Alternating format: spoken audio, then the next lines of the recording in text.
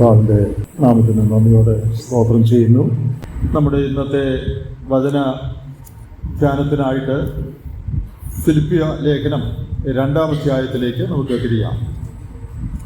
ഫിലിപ്പിയ ലേഖനം 2-ാം അധ്യായം അതിൻ്റെ 12 മുതൽ 16 വരെയുള്ള വാക്യങ്ങളാണ് വായിക്കുന്നത്. Philippians chapter 2 versus 12 to 16. ഫിലിപ്പിയർ 2-ന്റെ 12 മുതൽ 16 വരെയുള്ള വാക്യങ്ങൾ. അതുകൊണ്ട് പ്രിയമുള്ളവരെ, നിങ്ങളെല്ലായ്പ്പോഴും അനുസരിച്ചതുപോലെ ഞാൻ അരികത്തിരിക്കുമ്പോൾ മാത്രമല്ല, ഇന്ന് ദൂരത്തിരിക്കുമ്പോൾ ഏറ്റവും അധികമായി ഭയത്തോടും വിറയലോടും കൂടെ നിങ്ങളുടെ രക്ഷയ്ക്കായി പ്രവർത്തിപ്പീൻ. ഇച്ഛിക്കുക എന്നതും പ്രവർത്തിക്കുക എന്നതും നിങ്ങളിൽ ദൈവമല്ലോ തിരുവുള്ളമുണ്ടായിട്ട് പ്രവർത്തിക്കുന്നത്. വക്രതയും കോട്ടവുമുള്ള തലമുറയുടെ നടുവിൽ നിങ്ങൾ അനന്യരും പരമാർത്ഥികളും ദൈവത്തിൻ്റെ നിഷ്കളങ്ക മക്കളും ആകേണ്ടതിന് എല്ലാം പെറുപെറുപ്പും വാദവും കൂടാതെ ചെയ്യുകയും അവരുടെ ഇടയിൽ നിങ്ങൾ ജീവന്റെ വചനം പ്രമാണിച്ചുകൊണ്ട് ലോകത്തിൽ ജ്യോതിഷകളെ പോലെ പ്രകാശിക്കുന്നു. അങ്ങനെ ഞാൻ ഓടിയതും അധ്വാനിച്ചതും വെറുതെ ആയില്ല എന്ന് ക്രിസ്തുവിൻ്റെ നാളിൽ എനിക്ക് പ്രശംസ ഉണ്ടായി. നമുക്കറിയാം, ഒരു അധ്യായത്തിലെ ഒരു പ്രത്യേക ഭാഗം, ചില വാക്യങ്ങൾ നാം വായിക്കുകയും മനസ്സിലാക്കുകയും ചെയ്യേണ്ടത് ആ അധ്യായത്തിൻ്റെ തന്നെ കോണ്ടെക്സ്റ്റിലാണ്, ആ മുഴുവൻ അധ്യായത്തിൻ്റെ പശ്ചാത്തലത്തിലാണ് അതിൽ പറഞ്ഞിരിക്കുന്ന വാക്യങ്ങളുടെ ആശയം നാം മനസ്സിലാക്കേണ്ടത്. 2-ാം അധ്യായം നമുക്കെല്ലാവർക്കും വളരെ പരിചയമുള്ളൊരു അധ്യായമാണ്. നമുക്കറിയാം, ഫിലിപ്പിയ സഭ പൊതുവെ ഒരു നല്ല സഭയായിരുന്നെങ്കിലും അല്പമായ ചില, നമ്മുടെ ഭാഷയിൽ പറഞ്ഞാൽ സൗന്ദര്യപ്പണക്കം, അല്പമായ ചില പ്രയാസങ്ങൾ ഫിലിപ്പിയ സഭയിൽ ഉണ്ടായിരുന്നു. അതുകൊണ്ട് 2-ാം അധ്യായത്തിൽ നിങ്ങൾ ഏക മനസ്സുള്ളവരായി, ഏക സ്നേഹം കൊണ്ട് ഐകമത്യപ്പെട്ട് ഏകഭാവമുള്ളവരായിരിക്കണം, ക്രിസ്തുവിൻ്റെ മനസ്സുള്ളവരായി ഇരിക്കണം, ക്രിസ്തുവേശുള്ള ഭാവം നിങ്ങളിൽ ഉണ്ടായിരിക്കണമെന്ന് 2-ാം അധ്യായത്തിൻ്റെ ആദ്യത്തെ വാക്യങ്ങളിൽ പൗലോസ് ഫിലിപ്പിയിലെ വിശ്വാസികളെ ഓർപ്പിക്കുകയാണ്. എന്നിട്ട് അതിന് മാതൃകയായിട്ട് ഏത് മനോഭാവമാണ് ഇങ്ങനെയുള്ള സന്ദർഭങ്ങൾ നിങ്ങൾ പുലർത്തേണ്ടത് എന്നുള്ളതിന് ഒരു മോഡൽ, മാതൃകയായിട്ട് കർത്താവായ യേശുവിനെ കാണിക്കുകയാണ്. അവൻ സ്വന്തം സ്ഥാനത്തെ പിടിച്ചുകൊള്ളാതെ മറ്റുള്ളവരുടെ നന്മയ്ക്ക് വേണ്ടി തന്നെത്താൻ താഴ്ത്തി ക്രൂശിലെ മരണത്തോളം അനുസരണമുള്ളവനായി തീർന്ന കാര്യവും, അതുകൊണ്ട് ദൈവം അവനെ ഏറ്റവും ഉയർത്തിയ കാര്യവും പൗലോസ് ക്രിസ്തുവിനെ മാതൃകയാക്കിക്കൊണ്ട് പറഞ്ഞിരിക്കുകയാണ്. അതിൻ്റെ 12 മുതലുള്ള വാക്യങ്ങളാണ് നമ്മൾ വായിച്ചത്. അപ്പോൾ ഇതാണ് ഇതിൻ്റെ പശ്ചാത്തലം. അതുകൊണ്ട് പ്രിയമുള്ളവരെ, ഏതുകൊണ്ട്? ഈ മുകളിൽ പറഞ്ഞിരിക്കുന്ന കാര്യങ്ങൾ കൊണ്ട്. നിങ്ങളുടെ സഭയിൽ അല്പമായ ചില പ്രയാസങ്ങളൊക്കെ ഉണ്ട്, എന്നാൽ ക്രിസ്തുവിനെ നിങ്ങൾ മാതൃകയാക്കി ഐകമത്യമുള്ളവരായി, വിട്ടുവീഴ്ച ചെയ്ത് ഏകഭാവമുള്ളവരായി നിങ്ങൾ സഭയായിട്ട് സാക്ഷ്യം വഹിക്കണം. ആ കാര്യത്തെക്കുറിച്ചാണ് പൗലോസ് ഇവിടെ പറഞ്ഞു വരുന്നത്. നാം വായിച്ച വേദഭാഗത്തിൻ്റെ ഒടുവിൽ ഏറ്റവും പ്രധാനമായി പറഞ്ഞിരിക്കുന്ന കാര്യം, ജീവന്റെ വചനം പ്രമാണിച്ചുകൊണ്ട് ഈ ലോകത്തിൽ ജ്യോതിഷകളെ പോലെ പ്രകാശിക്കുന്നു. അതായിരിക്കണം നിങ്ങളുടെ സ്ഥാനം. തമ്മിൽ തന്നെയും വഴക്കുണ്ടാക്കിയും സൗന്ദര്യപ്പിണക്കത്തിൽ അന്യോന്യം ഇഷ്ടമില്ലാതെയും ഇരിക്കുകയല്ല, നിങ്ങൾ ഈ ലോകത്തിൽ ജ്യോതിഷകളെ പോലെ പ്രകാശിക്കുന്നവരായിരിക്കണം. അങ്ങനെ പ്രകാശിക്കുന്നു, അതാണ് സഭയുടെ സ്ഥാനം. അപ്പോൾ വ്യക്തിപരമായിട്ടും സഭയായിട്ടും ജീവന്റെ വചനം പ്രമാണിച്ചുകൊണ്ട് ലോകത്തിൽ ജ്യോതിഷകളെ പോലെ പ്രകാശിക്കുന്ന ഒരനുഭവമായിരിക്കണം നിങ്ങളുടേത്. അത് പൗലോസ് അവരെ ഓർപ്പിക്കുകയാണ്. നിങ്ങൾ അങ്ങനെ പ്രകാശിക്കുന്നു, അതാണ് സഭയുടെ സ്ഥാനം ഈ ലോകത്ത്. അതിൻ്റെ 12 മുതലുള്ള വാക്യങ്ങളിൽ നിന്ന് ഈ ലോകത്തിൽ ജ്യോതിഷികളെ പോലെ പ്രകാശിക്കുന്നവരുടെ സ്വഭാവ വിശേഷങ്ങൾ എന്തൊക്കെയായിരിക്കണം? The characteristics of those who shine as lights in the world. ലോകത്തിൽ പ്രകാശിക്കുന്നവരുടെ സ്വഭാവ വിശേഷങ്ങൾ എന്തൊക്കെയായിരിക്കുമെന്ന് 5 കൂട്ടം കാര്യങ്ങൾ ഈ ഭാഗത്ത് പറഞ്ഞിട്ടുണ്ട്. അത് ഒന്ന് പെറുക്കിയെടുത്ത് പറയാനാണ് ഞാൻ ആഗ്രഹിക്കുന്നത്. അപ്പോൾ നാം ഇന്ന് നോക്കാനായിട്ട് പോകുന്നത്, ജീവന്റെ വചനം പ്രമാണിച്ചുകൊണ്ട് ലോകത്തിൽ ജ്യോതിഷകളെ പോലെ പ്രകാശിക്കുന്ന ഒരു കൂട്ടം ആളുകൾ, ഒരു കൂട്ടം വിശ്വാസികൾ, ഒരു കൂട്ടം വിശ്വാസികളുടെ കൂട്ടം സഭ, അവരുടെ സ്വഭാവ വിശേഷങ്ങൾ എന്തൊക്കെയാണ്? അതാണിന്ന് നാം നോക്കാനായിട്ട് പോകുന്നത്. അതിൽ 5 കൂട്ടം കാര്യങ്ങൾ ഈ ഭാഗത്തുണ്ട്. അതൊന്ന് എടുത്തു പറയാൻ ഞാൻ ആഗ്രഹിക്കുകയാണ്. അതിൽ ഒന്നാമത്തെ കാര്യം അതിൻ്റെ 12-ാമത്തെ വാക്യത്തിൽ ആണ് പറഞ്ഞിരിക്കുന്നത്, ഭയത്തോടും വിറയലോടും കൂടെ ഏറ്റവും അധികമായി രക്ഷയ്ക്കായി പ്രവർത്തിക്കണം. ലോകത്തിൽ ജ്യോതിഷികളെ പോലെ പ്രകാശിക്കുന്നവരുടെ ഒരു കൂട്ടമായി നിങ്ങൾ ഇരിക്കണമെങ്കിൽ നിങ്ങൾ രക്ഷയ്ക്കായി പ്രവർത്തിക്കുന്നവരായിരിക്കണം. മലയാളത്തിൽ ആ രക്ഷയ്ക്കായി പ്രവർത്തിക്കുക എന്നുള്ള പദം അല്പം തെറ്റിദ്ധാരണ ഉളവാക്കുന്നൊരു പദമാണ്, ഒരു പ്രയോഗമാണ്. രക്ഷയ്ക്ക് വേണ്ടി, രക്ഷിക്കപ്പെടാനായിട്ട് നമ്മൾ പ്രവർത്തിക്കണം എന്നൊരു തോന്നൽ അത് വായിക്കുമ്പോൾ പെട്ടെന്ന് തോന്നാം. എന്നാൽ അതല്ല അതിൻ്റെ ആശയം എന്നുള്ളത് നമുക്കറിയാം. ഇത് എഴുതുന്നത് രക്ഷിക്കപ്പെട്ട ആളുകൾക്കാണ്. അപ്പൊ പിന്നെ രക്ഷയ്ക്കായി പ്രവർത്തിക്കുക എന്ന് പറയുന്നതിന് അതല്ല ഇതിന്റെ അർത്ഥം എന്നുള്ളത് വ്യക്തമാണ്. രക്ഷിക്കപ്പെട്ട ആളുകൾക്കാണ് ഇത് എഴുതുന്നത്. രക്ഷയ്ക്കായി പ്രവർത്തിപ്പീൻ, ഇംഗ്ലീഷിൽ നിങ്ങൾ വായിച്ചാൽ വർക്ക്ഔട്ട് യുവർ സാൽവേഷൻ എന്ന, നിങ്ങളുടെ രക്ഷ പ്രവൃത്തിപഥത്തിൽ കാണിപ്പീൻ, പ്രവൃത്തിപഥത്തിൽ കൊണ്ടുവരുവീൻ എന്നാണ് നാം അതിൽ നിന്ന് മനസ്സിലാക്കേണ്ടത്. അപ്പോൾ എന്താ ഈ രക്ഷ പ്രവൃത്തിപഥത്തിൽ കൊണ്ടുവരിക എന്ന് പറഞ്ഞാൽ, പല നല്ല ആശയങ്ങൾ ആ ഭാഗത്തുനിന്ന് ഭക്തന്മാരായ ആളുകൾ ചൂണ്ടിക്കാണിച്ചിട്ടുണ്ട്. ആ പല ആശയങ്ങളും നല്ലത് തന്നെയാണ്. നമുക്ക് ആ എല്ലാ ആശയങ്ങളും എടുക്കുന്നതിലും തെറ്റില്ല. ഈ അധ്യായത്തിന്റെ കോണ്ടെക്സ്റ്റിൽ, സന്ദർഭം വെച്ച് ഏകഭാവമുള്ളവരായി ഐകമത്യത്തോടുകൂടെ എങ്ങനെ നിങ്ങൾ മുമ്പോട്ട് പോകണം എന്നുള്ള കാര്യമാണ് 11 വരെ പറഞ്ഞിരിക്കുന്നത്. എന്നിട്ട് 12-ാം വാക്യത്തിൽ പറയുകയാണ് നിങ്ങൾ രക്ഷയ്ക്കായി പ്രവർത്തിക്കണം എന്ന് പറഞ്ഞാൽ, ആ കോണ്ടെക്സ്റ്റിൽ അതിൻ്റെ അർത്ഥം നിങ്ങൾ എന്ത് ചെയ്യണം, ഐകമത്യത്തോടുകൂടെ സഭയായി മുമ്പോട്ട് പോകാൻ എന്ത് ചെയ്യണം എന്നുള്ളത് ഞാൻ നിങ്ങളോട് പറഞ്ഞു. ക്രിസ്തുവിന്റെ മാതൃക നിങ്ങൾക്ക് കാണിച്ചു തന്നിരിക്കുകയാണ്. ഇനി നിങ്ങൾ അത് പ്രവൃത്തിപഥത്തിൽ കൊണ്ടുവരണം. You should put that into practice. അത് ഈ സന്ദർഭത്തിലെ ഒരർത്ഥമായിട്ട് എടുക്കാം. അതിനകത്ത് തെറ്റൊന്നുമില്ല. ഞാൻ നിങ്ങളോട് ഇപ്പോൾ പറഞ്ഞ ഈ കാര്യങ്ങൾ നിങ്ങളുടെ പ്രവൃത്തിപഥത്തിൽ നിങ്ങളിത് കൊണ്ടുവരണം, നിങ്ങളിത് പ്രാക്ടീസ് ചെയ്യണം. ആ അർത്ഥത്തിൽ അവരുടെ വിടുതലിന് വേണ്ടി, അവരുടെ നന്മയ്ക്ക് വേണ്ടി അവർ പ്രവർത്തിക്കണം, രക്ഷയ്ക്കായി പ്രവർത്തിക്കുക. എന്നാൽ ആ അർത്ഥം വിട്ടിട്ട് പൊതുവായ അർത്ഥം ഒന്ന് എടുത്താൽ അതും പ്രയോജനകരമായിരിക്കുമെന്ന് ഞാൻ വിചാരിക്കുക. ആ സഭയിലെ പ്രശ്നങ്ങളോടുള്ള ബന്ധത്തിൽ ചെയ്യേണ്ട കാര്യം ചെയ്യണം എന്നുള്ള ആശയം എടുത്താൽ തെറ്റില്ല. എന്നാൽ അതുകൂടാതെ പൊതുവിലുള്ളൊരു ആശയം ഈ ഭാഗത്തു നിന്ന് നമുക്ക് എടുക്കാനായിട്ട് സാധിക്കും. നിങ്ങളുടെ ഉള്ളിൽ ലഭിച്ചിരിക്കുന്ന രക്ഷ പ്രവൃത്തിപഥത്തിൽ നിങ്ങൾ കൊണ്ടുവരണം.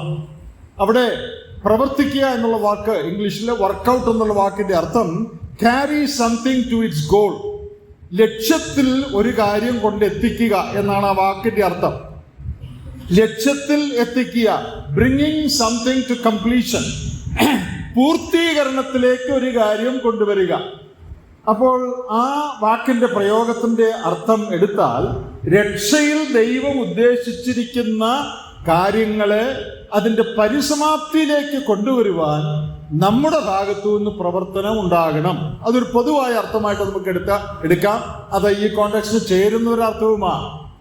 നമ്മിൽ രക്ഷയോടുള്ള ബന്ധത്തിൽ ദൈവം നിക്ഷേപിച്ചിരിക്കുന്ന ധനം, നിക്ഷേപിച്ചിരിക്കുന്ന നന്മകൾ അതിന്റെ പൂർത്തീകരണത്തിലേക്ക് കൊണ്ടുവരുവാനായിട്ട് നിങ്ങൾ ഉത്സാഹിക്കണം.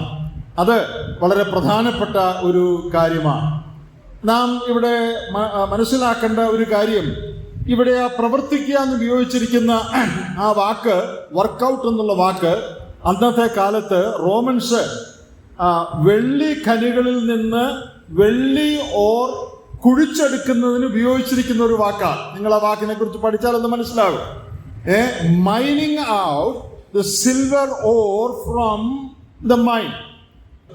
അപ്പോൾ നമ്മുടെ കോണ്ടെക്സ്റ്റിൽ ആ വാക്യം ഉപയോഗിച്ചാൽ അതിന്റെ അർത്ഥം mine out of our lives all the richness of salvation God has deposited in us.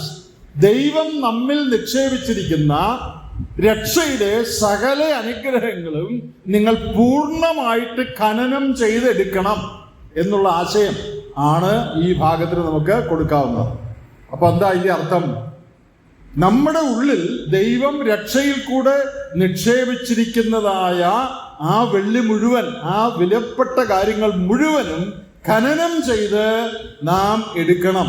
നമ്മുടെ രക്ഷയിൽ അടങ്ങിയിരിക്കുന്ന കാര്യങ്ങളെ അതിന്റെ പൂർത്തീകരണത്തിലേക്ക് കൊണ്ടുവരുവാൻ, അതിന്റെ പൂർണ്ണ നന്മ നാം അനുഭവിക്കത്തക്കവണ്ണം നമ്മുടെ രക്ഷയെ പ്രവൃത്തിപഥത്തിൽ നാം കൊണ്ടുവരണം.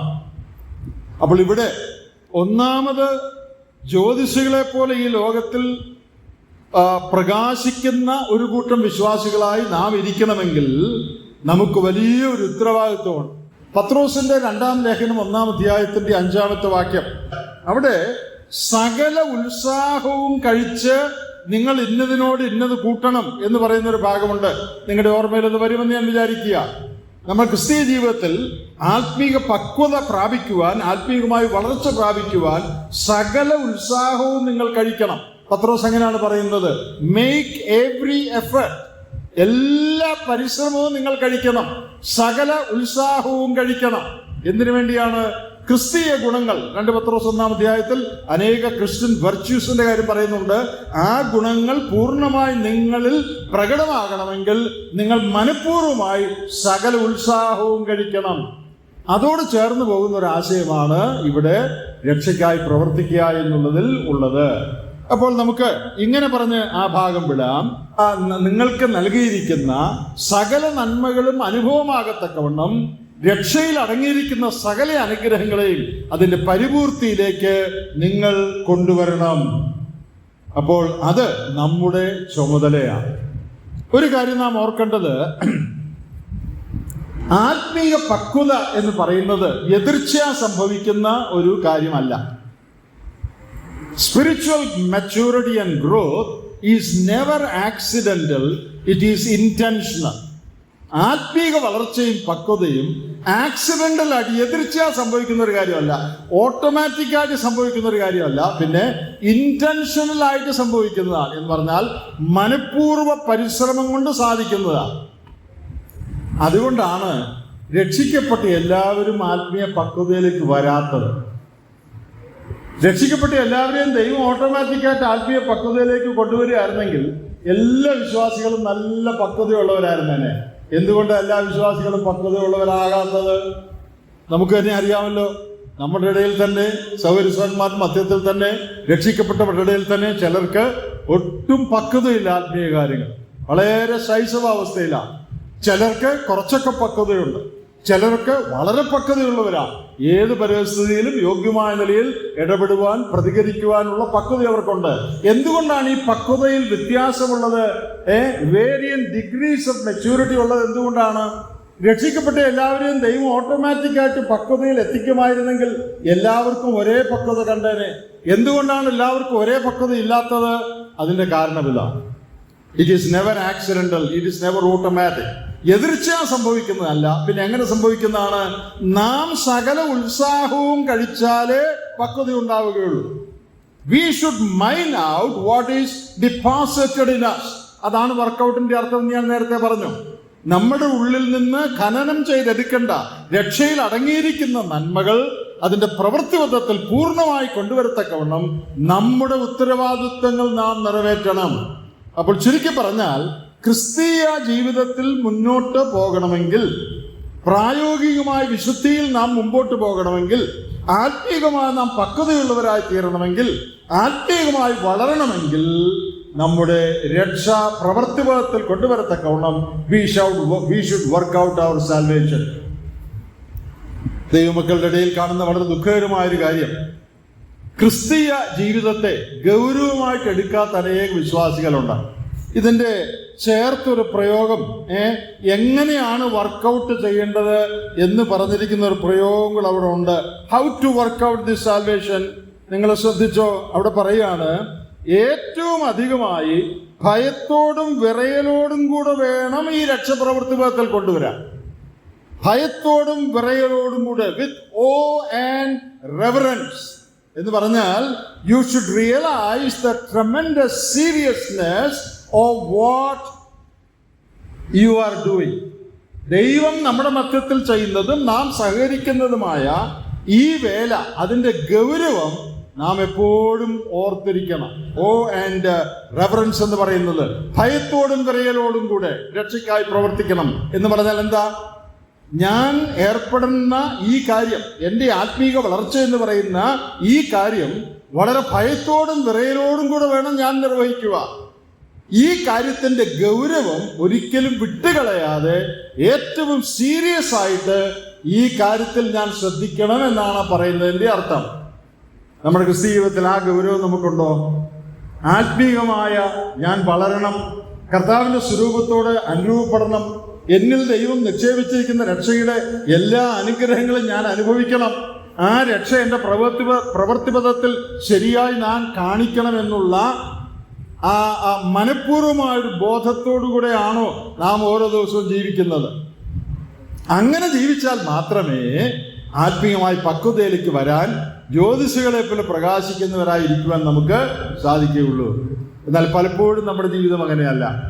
കാഷ്വലായിട്ട് ജീവിക്കുക, രക്ഷിക്കപ്പെട്ടു സ്വർഗത്തിൽ പോവുകയാണ്, സഭയിലൊക്കെ ഉണ്ട്, വലിയ അറിയപ്പെടുന്ന പാപങ്ങളോ അങ്ങനെയൊന്നും ചെയ്യുന്നില്ല, ഇങ്ങനെ അങ്ങ് ജീവിച്ചു പോകുക. എന്നാൽ ഗൗരവമില്ല ക്രിസ്തീയ ജീവിതത്തിൽ.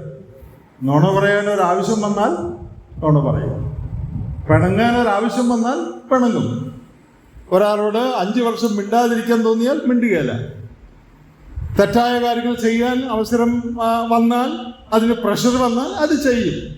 അത്രയ്ക്കുള്ള ഗൗരവം പലരുടെയും, പല വിശ്വാസികളുടെ ജീവിതത്തിൻ്റെ ഗൗരവം അത്രയേ ഉള്ളൂ.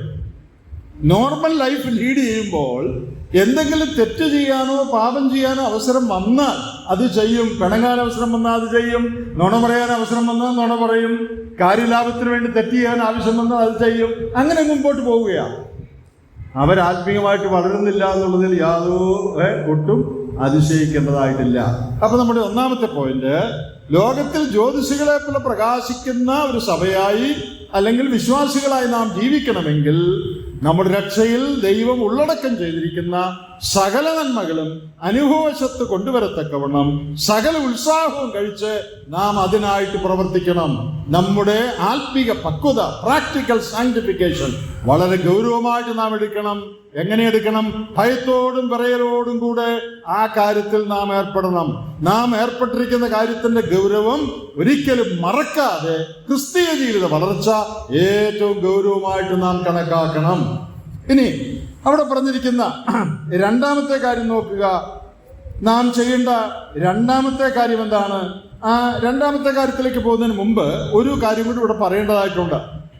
അത് മനസ്സിലായില്ലെങ്കിൽ വിചാരിക്കും നമ്മുടെ സ്വന്തം പരിശ്രമം കൊണ്ടാണ് നമ്മൾ ക്രിസ്തീയ നയിക്കുന്നത്, അല്ലേ? ഇത്രയും നേരം അതല്ലേ പറഞ്ഞു വന്നത്, നമ്മൾ വളരെ അധ്വാനിക്കണം, ഉത്സാഹം കഴിക്കണം. എന്നാൽ അത് കാര്യത്തിന്റെ പകുതി ഭാഗം മാത്രമാണ്. അതിന്റെ മുഴുവൻ സത്യം ആ കൂട്ടത്തിൽ തന്നെ പറഞ്ഞിട്ടുണ്ട്. അത് 13-ാം വാക്യം നോക്കുക. ഇച്ഛിക്ക എന്നതും പ്രവർത്തിക്ക എന്നതും നിങ്ങളിൽ ദൈവമല്ലോ തിരുവുള്ളമുണ്ടായിട്ട് പ്രവർത്തിക്കുന്നത്. 12-ാം വാക്യത്തിൽ നിങ്ങൾ പ്രവർത്തിക്കണമെന്ന് പറഞ്ഞു, വർക്ക് ഔട്ട് യുവർ സാൽവേഷൻ. എന്നിട്ട് 13-ാം വാക്യത്തിൽ പറയുകയാണ് ദൈവമാണ് പ്രവർത്തിക്കുന്നത്. Here you see a combination merging of the divine and the human. ദൈവീക വശവും മാനുഷിക വശവും. നിങ്ങൾ ഇത് പ്രവൃത്തിപഥത്തിൽ കൊണ്ടുവരണം, നിങ്ങൾ പ്രവർത്തിക്കണമെന്ന് 12-ാം വാക്യത്തിൽ പറഞ്ഞു. Work out your salvation. നിങ്ങളുടെ രക്ഷയ്ക്കായി നിങ്ങൾ പ്രവർത്തിക്കണം. 12-ാം വാക്യം. എന്റെ 13-ാം വാക്യത്തിൽ പറയാണ് ദൈവമല്ലോ പ്രവർത്തിക്കുന്നത്. അപ്പൊ ഇതിലാരാ പ്രവർത്തിക്കുന്നത്? നമ്മളാണോ പ്രവർത്തിക്കുന്നത്? ദൈവമാണോ പ്രവർത്തിക്കുന്നത്? 12-ാം വാക്യത്തിൽ പറഞ്ഞു നമ്മൾ പ്രവർത്തിക്കണമെന്ന്, 13-ാം വാക്യത്തിൽ പറഞ്ഞു ദൈവമാണ് പ്രവർത്തിക്കുന്നതെന്ന്. ഇത് രണ്ടും ശരിയാണ്. 13-ാം വാക്യത്തിന്റെ അർത്ഥം ഇച്ഛിക്ക എന്നതും പ്രവർത്തിക്ക എന്നതും നിങ്ങളിൽ ദൈവം തിരുവുള്ളമുണ്ടായിട്ട് പ്രവർത്തിക്കുന്നു. ഇച്ഛിക്കുക എന്ന് പറഞ്ഞാൽ ചെയ്യാനുള്ള ആഗ്രഹം, ടു വിൽ. പ്രവർത്തിക്കുക എന്ന് പറഞ്ഞാൽ അത് പ്രവൃത്തിപഥത്തിൽ കൊണ്ടുവരുവാനുള്ള കഴിവ്. ഇംഗ്ലീഷിൽ പറഞ്ഞാൽ the desire and the ability. The desire to live a godly life and the ability to live a godly life. ദൈവഭക്തിയോടുകൂടെ വിശുദ്ധിയോടുകൂടെ ശരിയായ ക്രിസ്തീയം നയിക്കുവാനുള്ള ആഗ്രഹം, അതാണ് വിൽ എന്ന് പറയുന്നത്, ഇച്ഛിക്ക.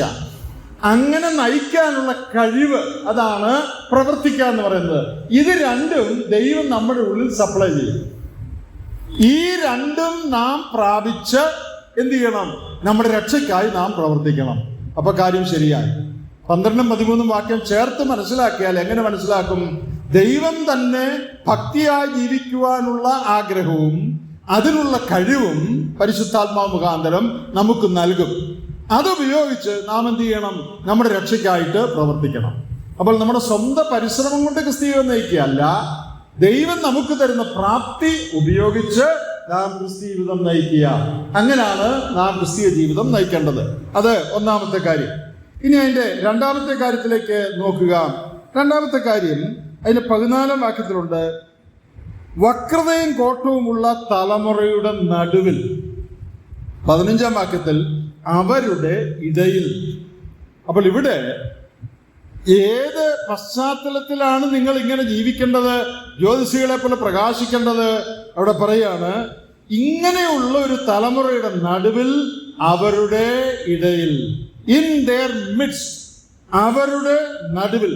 അത് നമുക്ക് തരുന്ന ഒരു ആശയം എന്താണെന്ന് ചോദിച്ചാൽ, ഈ നിലയിലുള്ള ഒരു ജീവിതം നാം നയിക്കേണ്ടത് മറ്റുള്ളവരിൽ നിന്ന്, അല്ലെങ്കിൽ ഈ തലമുറയിൽ നിന്ന് വ്യത്യസ്തമായ നിലയിലാണ്. അപ്പോ different from others in this generation, in contrast to this generation. ഈ തലമുറയിൽ നിന്നും വ്യത്യസ്തരായിട്ട് വേണം നാം ഈ ലോകത്തിൽ ജീവിക്കാൻ. നാടോടുമ്പോൾ നടുവേ ഓടണം എന്ന് മലയാളത്തിൽ ഒരു ചൊല്ലുണ്ട്. ചേരയെ തിന്നുന്ന നാട്ടിൽ ചെല്ലുമ്പോൾ നടുത്തുണ്ട് തന്നെ തിന്നണം എന്നും ഒരു ചൊല്ലുണ്ട്. എന്ന് പറഞ്ഞാൽ അതിൻ്റെ അർത്ഥം എന്താ? എല്ലാവരും ചെയ്യുന്ന പോലെ നിങ്ങളും ചെയ്യണം എന്നാണ് അതിൻ്റെ അർത്ഥം. എന്നാൽ ഈ വാക്യം നമ്മുടെ രണ്ടാമത്തെ പോയിന്റ് പറയുന്നത് അങ്ങനെയല്ല. അവരുടെ ഇടയിൽ, അവരുടെ നടുവിൽ നിങ്ങൾ വ്യത്യസ്തരായിരിക്കണം. അപ്പൊ രണ്ടാമത്തേത്, you need to be different from this generation. ഈ തലമുറയുടെ യാതൊരു സ്വഭാവവും നിങ്ങളിൽ കാണാനായിട്ട് പാടില്ല. നമുക്കറിയാം, ഈ ലോകത്തിൽ നാം ജീവിക്കുമ്പോൾ ഏത് തലമുറയിലാണോ നാം ജീവിക്കുന്നത്, ആ തലമുറയുടെ ട്രെൻഡ് എന്താ, ആ തലമുറയുടെ സ്വഭാവം എന്താ, ആ തലമുറ പ്രാധാന്യം കൊടുക്കുന്ന എന്തിനാ, അത് വസ്ത്രധാരണത്തിലായാലും പെരുമാറ്റത്തിലായാലും സ്വഭാവത്തിലായാലും ജീവിത രീതിയിലായാലും അതിനോട് ഇഴുകിച്ചേരാനാണ് നമുക്കെല്ലാം ഉള്ള പ്രേരണ. എന്നാൽ ഇവിടെ പറയുന്നത്, അവരുടെ നടുവിൽ, വക്രതയും കോട്ടവുമുള്ള തലമുറയുടെ നടുവിൽ, അവരുടെ ഇടയിൽ you have to be different. അപ്പോൾ രണ്ടാമത്, ജ്യോതിഷികളെ പോലെ ഈ ലോകത്തിൽ പ്രകാശിക്കണമെങ്കിൽ വക്രതയും കോട്ടവുമുള്ള തലമുറയുടെ നടുവിലാണ് നിങ്ങൾ ജീവിക്കുന്നതെങ്കിലും അവരിൽ നിന്ന് വ്യത്യസ്തരായി നിങ്ങൾ ജീവിക്കണം. അതത്ര എളുപ്പമുള്ളൊരു കാര്യമല്ല. എന്നാൽ ദൈവകൃപയാൽ നമുക്ക് സാധിക്കും. ഈ ലോകം നമ്മെ സ്വാധീനിച്ച് അതിൻ്റെ വഴിയിലേക്ക് നമ്മെ കൊണ്ടുപോകാനിടയാകാതെ അവരുടെ നടുവിൽ, അവരുടെ ഇടയിൽ നിങ്ങൾ ജീവിക്കുമ്പോൾ നിങ്ങൾ വ്യത്യസ്തരായി ജീവിക്കണം. ഇനി മൂന്നാമത്, ജ്യോതിഷികളെ പോലെ പ്രകാശിക്കണമെങ്കിൽ മൂന്നാമത് ചെയ്യേണ്ട ഒരു കാര്യം അതിൻ്റെ 14-ാമത്തെ വാക്യത്തിലുണ്ട്. എന്താ? നിങ്ങൾ അനിന്ദരും പരമാർത്ഥികളും ദൈവത്തിന്റെ നിഷ്കളങ്ക മക്കളും ആകേണ്ടതിന് എല്ലാം പിറുപിറുപ്പും വാദവും കൂടാതെ ചെയ്യണം. ദൈവത്തിന്റെ മക്കൾ ആകേണ്ടതിന്, ആ പ്രയോഗം കൊണ്ടോ 14-ാം വാക്യത്തിൽ, ദൈവത്തിന്റെ നിഷ്കളങ്ക മക്കളും ആകേണ്ടതിന്. അവിടെ ഒരു കാര്യം ശ്രദ്ധിക്കണം, ദൈവത്തിന്റെ മക്കളാകാനായിട്ട് ഇങ്ങനെ ജീവിക്കണമെന്നല്ല അതിന്റെ ആശയം. നിങ്ങൾ ദൈവത്തിന്റെ മക്കളാണെന്ന് വെളിപ്പെടുത്താൻ ഇങ്ങനെ ജീവിക്കണമെന്നാണ് അതിന്റെ ആശയം. അല്ലാതെ പിറുപിറുപ്പും വാദവും കൂടാതെ ജീവിച്ചാൽ എനിക്ക് ദൈവത്തിന്റെ മകനായി തീരും എന്നല്ല അതിന്റെ ആശയം. ഇതുപോലൊരു പ്രയോഗം നമ്മുടെ കർത്താവ് മത്തായി 5:45 പറഞ്ഞിട്ടുണ്ട്. അതൊന്ന് ശ്രദ്ധിക്കുക, വായിക്കട്ടെ. മാത്യു 5:45. അവിടെ 44-ൽ ശത്രുക്കളെ സ്നേഹിക്കണം, ഉപദ്രവിക്കുന്നവർക്ക് വേണ്ടി പ്രാർത്ഥിക്കണം എന്ന് പറഞ്ഞിട്ട് പറയാണ്, സ്വർഗസ്ഥനായ നിങ്ങളുടെ പിതാവിന് പുത്രന്മാരായി തീരേണ്ടതിന് തന്നെ നിങ്ങൾ ശത്രുക്കളെ സ്നേഹിക്കണം, ഉപദ്രവിക്കുന്നവർക്ക് വേണ്ടി പ്രാർത്ഥിക്കണം. എന്തിനാ? ദൈവത്തിന്റെ മക്കളായി തീരാൻ. എന്ന് പറഞ്ഞാൽ എന്താ? രക്ഷിക്കപ്പെടാനുള്ള മാർഗം ശത്രുക്കളെ സ്നേഹിക്കുക എന്നുള്ളതാണ് എന്നാണോ? അല്ല. ആ പറഞ്ഞിരിക്കുന്നതിന് അർത്ഥം പിന്നെ താഴെ പറയാൻ പോകുന്നത്, ദൈവത്തിന്റെ സ്വഭാവം ശത്രുക്കളെ സ്നേഹിക്കുന്നതാ, ഉപദ്രവിക്കുന്നവർക്ക് വേണ്ടി പ്രാർത്ഥിക്കുന്നതാ. ആ സ്വഭാവം നിങ്ങൾ കാണിക്കണം. എന്തിനാ? ദൈവത്തിന്റെ മക്കളാണ് നിങ്ങളെന്ന് തെളിയിക്കാൻ. അതാണ് അതിന്റെ ആശയം. ദൈവത്തിന്റെ മക്കളാകാൻ വേണ്ടിയല്ല, ദൈവത്തിന്റെ മക്കളാണെന്നുള്ളതിന്റെ തെളിവിനായി. അതേ ആശയം തന്നെയാണ് ഫിലിപ്പി ലേഖനത്തിൽ ഇവിടെയുമുള്ളത്. നിങ്ങൾ ദൈവത്തിന്റെ നിഷ്കളങ്ക മക്കൾ ആകേണ്ടതിന് എന്ന് പറഞ്ഞാൽ ദൈവത്തിന്റെ മക്കളാണ് നിങ്ങളെന്ന് തെളിയിക്കേണ്ടതിന് ദൈവ സ്വഭാവം പ്രകടിപ്പിക്കുന്നവരായി നിങ്ങൾ ഇരിക്കണം. എന്തൊക്കെയാ ദൈവ സ്വഭാവം എന്ന് പറയുന്നത്? നിങ്ങൾ അനിന്ദരും പരമാർത്ഥികളും പിന്നെ നിഷ്കളങ്കരും ആയിരിക്കണം. 3 വാക്കുകൾ അവിടെ ഉപയോഗിച്ചിട്ടുണ്ട്.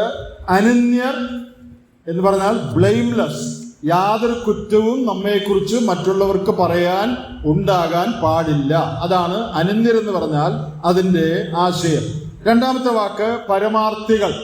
പരമാർത്ഥികൾ എന്ന് പറയുന്നത് ഉപദ്രവമില്ലാത്തവർ, ആത്മാർത്ഥതയുള്ളവർ, ഹാംലെസ് എന്ന് ഇംഗ്ലീഷ് തർജ്ജമ ചെയ്തിട്ടുണ്ട്. ചില തർജ്ജമയിൽ സിൻസിയർ എന്ന് തർജ്ജമ ചെയ്തിട്ടുണ്ട്. We should be people who are harmless and sincere.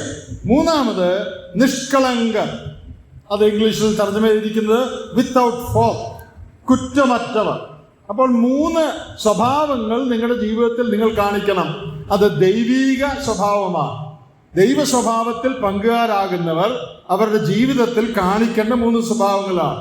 യാതൊരു കുറ്റവും നിങ്ങളെക്കുറിച്ച് പറയാൻ ഉണ്ടാകാൻ പാടില്ല. മാത്രമല്ല, നിങ്ങൾ ആത്മാർത്ഥതയും സത്യസന്ധയും ഉള്ളവരായിരിക്കണം. കുറ്റമില്ലാത്തവരായി നിങ്ങൾ ഇരിക്കണം. ഇങ്ങനെ നിങ്ങൾ ജീവിക്കുമ്പോൾ എന്ത് സംഭവിക്കും? അനന്തരം പരമാർത്ഥികളും ദൈവത്തിന്റെ നിഷ്കളങ്ക മക്കളും ആയി നിങ്ങൾ ഈ ലോകത്തിൽ ജീവിക്കണം. അങ്ങനെ ജീവിച്ചാലേ ഈ ലോകത്തിൽ ജ്യോതിഷികളെ പോലെ പ്രകാശിക്കാനായിട്ട് സാധിക്കുകയുള്ളൂ. അവിടെ ഒരു കാര്യം കൂടെ അതിൻ്റെ 4ാമതായിട്ട് നമുക്ക് പറയാനുണ്ട്. നമ്മളിപ്പോൾ പറഞ്ഞത് ദൈവ സ്വഭാവം കാണിക്കുന്നവരായിരിക്കണം. അതിൻ്റെ ഒരു വിശദീകരണം എന്ന നിലയിൽ താഴെ പറയാണ്, പിറുപിറുപ്പും വാദവും കൂടാതെ സകലവും ചെയ്യണം എന്ന് പറഞ്ഞാൽ എന്താ ഇതിന്റെ അർത്ഥം? നമ്മൾ പിറുപിറുക്കുന്നവരും പരാതിപ്പെടുന്നവരും ആണെങ്കിൽ നാം എന്താ ചെയ്യുന്നതെന്നറിയാമോ? ദൈവത്തിന്റെ സ്വഭാവത്തിന് നാം എതിര് പറയുക എന്ന് പറഞ്ഞാൽ, ദൈവം നല്ലവനാണ്. ഇന്ന് രാവിലെ നമ്മൾ ആ കാര്യം ഓർത്തു, ഗോഡ് ഈസ് ഗുഡ്. അത് ദൈവത്തിന്റെ ഒരു സ്വഭാവമാണ്. ഞാൻ പിറുപിറുപ്പോടുകൂടി ജീവിക്കുമ്പോൾ ഞാൻ എന്താ പറയുന്നതെന്നറിയാമോ? ദൈവം നല്ലവനല്ലെന്നാണ്.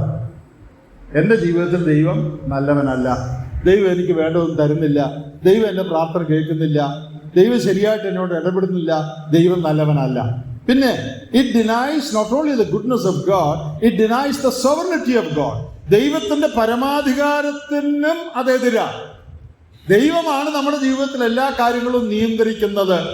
റോമർ 8:28-29 വാക്യങ്ങൾ നമ്മളത് വായിക്കുന്നുണ്ട്. അവൻ സകലവും നന്മയ്ക്കായി കൂടി വ്യാപരിപ്പിക്കുകയാണ്. എന്താണ് നന്മ? തന്റെ പുത്രന്റെ സ്വരൂപത്തോട് നമ്മെ അനുഭവപ്പെടുത്തുക. ആ നന്മയ്ക്കായിട്ട് ദൈവം സകലവും ചെയ്തുകൊണ്ടിരിക്കുക. എന്നാൽ ഞാൻ പരാതിപ്പെടുമ്പോൾ ഞാൻ എന്താ പറയുന്നത്? ദൈവം ചെയ്യുന്ന കാര്യങ്ങൾ അത്ര ശരിയല്ല, ഇങ്ങനെ അല്ലായിരുന്നു ചെയ്യേണ്ടത്, ദൈവം കുഴപ്പമാണ് ചെയ്യുന്നത്. ദൈവത്തിന് എൻ്റെ ജീവിതത്തിൽ ഈ പ്രയാസം വന്നു, അത് തടയാൻ ദൈവത്തിന് കഴിയുമായിരുന്നില്ലേ? ദൈവം എന്താ തടയാഞ്ഞത്? അപ്പോ ദൈവത്തിന്റെ പരമാധികാരത്തെ ഞാൻ ചോദ്യം ചെയ്യുക. തന്റെ സർവജ്ഞാനത്തിൽ പരമാധികാരത്തിൽ ദൈവം ഓരോ കാര്യങ്ങൾ ചെയ്യുമ്പോൾ ഞാൻ അതിനെ അനുകൂലിക്കുന്നില്ല, ഞാൻ അതിനെ ചോദ്യം ചെയ്യുകയാണ്. മാത്രമല്ല, ദൈവത്തിന്റെ നന്മയെ ഞാൻ ചോദ്യം ചെയ്യുകയാണ്. ദൈവം നല്ലവനാണെന്ന് പറഞ്ഞിട്ട് ഇങ്ങനെയൊക്കെയാണ് സംഭവിക്കുന്നത്, ഞാൻ അതും ചോദ്യം ചെയ്യുകയാണ്. അപ്പോൾ ദൈവത്തിന്റെ സ്വഭാവത്തെ, ദൈവത്തിന്റെ നന്മയെ, ദൈവത്തിന്റെ പരമാധികാരത്തെ ചോദ്യം ചെയ്യുകയാണ് പിറുപിറുപ്പും വാദവും നമ്മുടെ ജീവിതത്തിൽ ഉണ്ടാകുമ്പോൾ നാം ചെയ്യുന്നത്. നാം പലപ്പോഴും ആ കാര്യം ഒരുപക്ഷെ ഓർക്കാറില്ല. റോമർ 8:28 പറഞ്ഞിരിക്കുന്നത് ശരിയല്ല എന്നാണ് നാം പിറുപിറുക്കുമ്പോൾ നാം പറയുന്നത്. ദൈവം നമ്മൾ ഈ പറയുന്ന പോലെ നല്ലവനല്ല എന്നാണ് നാം പരാതിപ്പെടുമ്പോൾ നാം പറയുന്നത്. എന്നാൽ ഈ ലോകത്തിൽ ജ്യോതിഷികളെ പോലെ പ്രകാശിക്കുന്നവരായി നാം ഇരിക്കണമെങ്കിൽ ഏത് സാഹചര്യത്തിലും ദൈവത്തിന്റെ പരമാധികാരത്തിന് കീഴ്പ്പെടുകയും ദൈവത്തിന്റെ നന്മയിൽ പൂർണ്ണമായി വിശ്വസിച്ചുകൊണ്ട് നാം ജീവിക്കുകയും ചെയ്യണം. അപ്പോൾ ദൈവ സ്വഭാവം കാണിക്കുന്നവരായി നമ്മൾ ഇരിക്കണം. പിന്നെ ദൈവത്തിന്റെ പരമാധികാരത്തെയും ദൈവത്തിന്റെ നന്മയെയും ചോദ്യം ചെയ്യാത്തവരായി, അതാണ് പിറുപിറുപ്പും വാദവും കൂടാതെ ജീവിക്കണമെന്ന് പറഞ്ഞാൽ അതിന്റെ ആശയം. ഇനി ഒടുവിലായിട്ട് അതിന്റെ 5ാമതായിട്ട് ഒരു കാര്യം കൂടെ പറഞ്ഞിട്ടുണ്ട്. ഈ ലോകത്തിൽ ജ്യോതിഷികളെ പോലെ പ്രകാശിക്കണമെങ്കിൽ ജീവന്റെ വചനം പ്രമാണിക്കണം. ജീവന്റെ വചനം പ്രമാണിക്കുക. ജീവന്റെ വചനം എന്നുള്ളത് ദൈവവചനത്തെ കുറിച്ച് പറഞ്ഞിരിക്കുന്നതാണ്. ദൈവത്തിന്റെ വചനം ജീവനുള്ളതാണ്, ജീവനും ചൈതന്യവുമുള്ള വചനം എന്ന് എബ്രായലേഖനത്തിൽ പറഞ്ഞിട്ടുണ്ട്. അതുപോലെ ജീവന്റെ വചനം എന്നുള്ള പ്രയോഗം വേറെയും പുതിയ നിയമത്തിൽ ചില ഭാഗങ്ങളിലൊക്കെ വരുന്നുണ്ട്. ദ വേർഡ് ഓഫ് ലൈഫ്, ജീവന്റെ വചനം. ആ ജീവന്റെ വചനം 2 കാര്യം ചെയ്യണം, അത് പ്രമാണിക്കണം. ഇംഗ്ലീഷിൽ നിങ്ങൾ നോക്കിയാൽ 2 നിലയിലും ഇത് തർജ്ജമ ചെയ്തിട്ടുണ്ട്. അത് holding fast the word of life എന്ന് പറഞ്ഞാൽ ജീവന്റെ വചനം മുറുകെ പിടിച്ചുകൊണ്ട് എന്നുള്ള ആശയമുണ്ട്. Holding forth the word of life എന്നും ആശയമുണ്ട്. അതായത് ജീവന്റെ വചനം മറ്റുള്ളവരുമായി പങ്കുവെച്ചുകൊണ്ട് എന്നുള്ള തർജ്ജമയുണ്ട്. ഇത് 2 ശരിയാണ്. ലോകത്തിൽ ജ്യോതിഷികളെ പോലെ പ്രകാശിക്കണമെങ്കിൽ നാം ജീവന്റെ വചനം, ദൈവവചനം മുറുകെ പിടിച്ചുകൊണ്ട് അതിനനുസരിച്ച് ജീവിക്കുന്നവരായിരിക്കണം. We should be those who hold fast the word of God. രണ്ടാമത്തെ ആശയം, we should be those who hold forth the word of God. Amplified ബൈബിളില് ഈ ഭാഗം വിശദീകരിച്ചിരിക്കുന്നത് holding out and offering to everyone the word of life. ജീവന്റെ വചനം മറ്റുള്ളവർക്കൂടെ പങ്കിട്ട് നൽകത്തക്കവണ്ണം അവരുടെ മുമ്പിൽ ഹോൾഡിംഗ് ഔട്ട്, അവരുടെ മുൻപാകെ നൽകുന്നവരായിരിക്കണം. അപ്പൊ രണ്ട് കാര്യം ജീവന്റെ വചനത്തെ സംബന്ധിച്ച്: ഒന്ന്, നാം അത് മുറുകെ പിടിക്കുന്നവരായിരിക്കണം. രണ്ട്, ആ ജീവന്റെ വചനം മറ്റുള്ളവരുമായിട്ട് നാം പങ്കുവെക്കുന്നവരായിരിക്കണം. അങ്ങനെ ജീവന്റെ വചനം നമ്മുടെ ജീവിതത്തിൽ പ്രമാണിച്ചുകൊണ്ട് അത് പങ്കുവെച്ചുകൊണ്ടാണ് ലോകത്തിൽ ജ്യോതിഷികളെ പോലെ പ്രകാശിക്കാൻ നമുക്ക് സാധിക്കുന്നത്. അപ്പോൾ നമുക്ക് 5 കാര്യങ്ങൾ ഒന്നുകൂടെ പറയാം. ലോകത്തിൽ ജ്യോതിഷികളെ പോലെ വ്യക്തിപരമായി, കുടുംബമായി, സഭയായി നാം ഇരിക്കണമെങ്കിൽ, ഒന്ന്, നമ്മുടെ രക്ഷയിൽ അടങ്ങിയിരിക്കുന്ന ഗുണങ്ങൾ പ്രവൃത്തിപഥത്തിൽ കൊണ്ടുവരുവാൻ സകല ഉത്സാഹവും നാം കഴിക്കണം. അതെങ്ങനെ കഴിക്കണം? ഭയത്തോടും വിറയലോടും കൂടെ. So I should work out my salvation with fear and trembling. ഗൗരവത്തോടുകൂടെ സകല ഉത്സാഹവും കഴിച്ച് എൻ്റെ രക്ഷ പ്രവൃത്തിപഥത്തിൽ കൊണ്ടുവരുവാൻ, എന്നിൽ ദൈവം നിക്ഷേപിച്ചിരിക്കുന്ന രക്ഷയുടെ നന്മകൾ എൻ്റെ ജീവിതത്തിൽ പ്രകടമാക്കുവാൻ ഞാൻ പ്രത്യേകം ശ്രദ്ധിക്കണം. രണ്ടാമത് പറഞ്ഞിരിക്കുന്നത് അത് എവിടെയാ ചെയ്യേണ്ടത്? ഈ തലമുറയുടെ നടുവിൽ എന്ന് പറഞ്ഞാൽ അതിന്റെ ആശയം, ഈ തലമുറയിലാണ് നാം ജീവിക്കുന്നതെങ്കിലും we have to be different from this generation. ഈ തലമുറയിൽ നിന്ന് നാം വ്യത്യസ്തരായി ജീവിക്കണം. ഈ തലമുറ ചെയ്യുന്നതെല്ലാം നമ്മളും ചെയ്യുക എന്നുള്ളതല്ല, ഈ തലമുറയിൽ നിന്ന് വ്യത്യസ്തരായി നാം ജീവിക്കണം. മൂന്നാമതായിട്ട്, ദൈവ സ്വഭാവം കാണിക്കുന്നവരായി നാം ഇരിക്കണം. നമ്മൾ ബ്ലെയിംലെസ് ആയിരിക്കണം, സിൻസിയർ ആയിരിക്കണം, വിത്തൗട്ട് ഫോൾ, അതായത് അനന്യരായിരിക്കണം, പരമാർത്ഥികളായിരിക്കണം, നിഷ്കളങ്കരായിരിക്കണം. ഇത് വളരെ ഉയർന്നൊരു സ്റ്റാൻഡേർഡാണ്. നമ്മുടെ ജീവിതത്തിൽ നാം ഇങ്ങനെ ആയിരിക്കണം എന്ന് പറഞ്ഞാൽ ദൈവ സ്വഭാവമുള്ളവരായി നാം ഇരിക്കണം. അത് അവിടെ തന്നെ പറഞ്ഞിട്ടുണ്ടല്ലോ, ദൈവത്തിന്റെ മക്കളാണെന്ന് തെളിയിക്കണം. എങ്ങനെയാ ദൈവത്തിന്റെ മക്കളാണ് തെളിയിക്കുന്നത്? ദൈവത്തിന്റെ സ്വഭാവം കാണിച്ചുകൊണ്ട്. അപ്പോൾ ദൈവ സ്വഭാവം പാലിക്കുന്നവരായിരിക്കണം. നാലാമതായിട്ട് അവിടെ പറഞ്ഞിരിക്കുന്നത് പിറുപിറുപ്പും വാദവും കൂടാത്ത ജീവിതമായിരിക്കണം നമ്മുടെ ജീവിതം. ദൈവത്തിന്റെ പരമാധികാരത്തിലും ദൈവത്തിന്റെ നന്മയിലും പൂർണ്ണമായി വിശ്വസിച്ച് അതിന് കീഴ്പ്പെടുന്ന ജീവിതമായിരിക്കണം നമ്മുടെ ജീവിതം. ഒടുവിൽ 5ാമതായിട്ട് പറയുന്നത് ദൈവത്തിന്റെ വചനം, അത് ജീവനുള്ളതാണ്. ആ ദൈവവചനം നാം മുറുകെ പിടിക്കുകയും ആ ദൈവവചനം മറ്റുള്ളവരുമായി പങ്കുവെക്കുകയും ചെയ്യണം. We should hold fast and we should also hold forth the word of God. ആ വചനം ജീവനുള്ള വചനമാണ്. അത് നാം മുറുകെ പിടിക്കണം, മറ്റുള്ളവരുമായി പങ്കുവെക്കണം. ഇത്രയും കാര്യങ്ങൾ ചെയ്തുകൊണ്ടാണ്, ജീവിക്കുമ്പോഴാണ് ലോകത്തിൽ ജ്യോതിഷികളെ പോലെ പ്രകാശിക്കാൻ നമുക്ക് സാധിക്കുന്നത്. ലോകത്തിൽ എന്ന് പറഞ്ഞാൽ വക്രതയും കോട്ടവുമുള്ള ഈ തലമുറയിൽ, പ്രിയപ്പെട്ടവരെ, നാം ജീവിക്കുന്നത് വളരെ മോശമായൊരു തലമുറയിലാണ്. എന്നാൽ ഈ തലമുറയിൽ കർത്താവ് പറഞ്ഞു, ഞാൻ ലോകത്തിന്റെ വെളിച്ചമാകുന്നു. പിന്നെ നമ്മളെക്കുറിച്ചും പറഞ്ഞിട്ടുണ്ട്, നിങ്ങൾ ലോകത്തിന്റെ വെളിച്ചമാകും. ഈ ഇരുണ്ട തലമുറയിൽ ലോകത്തിന്റെ വെളിച്ചമായി നാം ജീവിക്കണമെങ്കിൽ ഈ 5 കാര്യങ്ങൾ നമ്മുടെ വ്യക്തിപരമായ ജീവിതത്തിലും സഭാ ജീവിതത്തിലും ഉണ്ടായിരിക്കണം. നമ്മുടെ രക്ഷയ്ക്കായിട്ട് പ്രവർത്തിക്കണം. ഈ തലമുറയിൽ നിന്ന് നാം വ്യത്യസ്തരായിരിക്കണം. ദൈവ സ്വഭാവം കാണിക്കുന്നവരായി നാം ഇരിക്കണം. പെറുപെറുപ്പും വാദവും ഇല്ലാത്ത ജീവിതമായിരിക്കണം നമ്മുടെ ജീവിതം. മാത്രമല്ല, ജീവന്റെ വചനം പ്രമാണിച്ചുകൊണ്ട്, അതിനെ പിടിച്ചുകൊണ്ട്, അത് മറ്റുള്ളവർക്ക് കാണിച്ചു കൊടുത്തുകൊണ്ട് ജീവിക്കുന്നവരായിരിക്കണം. ഇങ്ങനെ നാം ജീവിച്ചാൽ ഈ ലോകത്തിൽ ജ്യോതിഷികളെ പോലെ നമുക്ക് പ്രകാശിക്കാം. ഇങ്ങനെ ജീവിച്ചില്ലെങ്കിലോ, ഈ പറഞ്ഞ കാര്യങ്ങളൊന്നും നമ്മുടെ ജീവിതത്തിൽ ശരിയല്ലെങ്കിൽ ജ്യോതിഷികളെ പോലെ പ്രകാശിക്കാൻ ഈ ലോകത്തിൽ നമുക്ക് സാധിക്കുകയില്ല. ഇരുണ്ട ലോകത്തിൽ ഇരുണ്ട് തന്നെ നമ്മളും ജീവിക്കും. അതാണ് ഇന്ന് ലോകത്തിൽ ക്രൈസ്തവരെ സംബന്ധിച്ച് പൊതുവെ സംഭവിച്ചുകൊണ്ടിരിക്കുന്നത്. എന്നാൽ അതിൽ നിന്ന് വ്യത്യസ്തമായി, ലെറ്റ് us be different, അതിൽ നിന്ന് വ്യത്യസ്തരായി ഈ ലോകത്തിൽ ജീവന്റെ വചനം പ്രമാണിച്ചുകൊണ്ട് ജീവിക്കാൻ തക്കവണ്ണം ഈ നാം കേട്ട കാര്യങ്ങൾ നമ്മുടെ ജീവിതത്തിന് പ്രയോജനകരമായി തീരട്ടെ. ദൈവത്തിന്റെ ആത്മാവ് നമ്മെ സഹായിക്കും.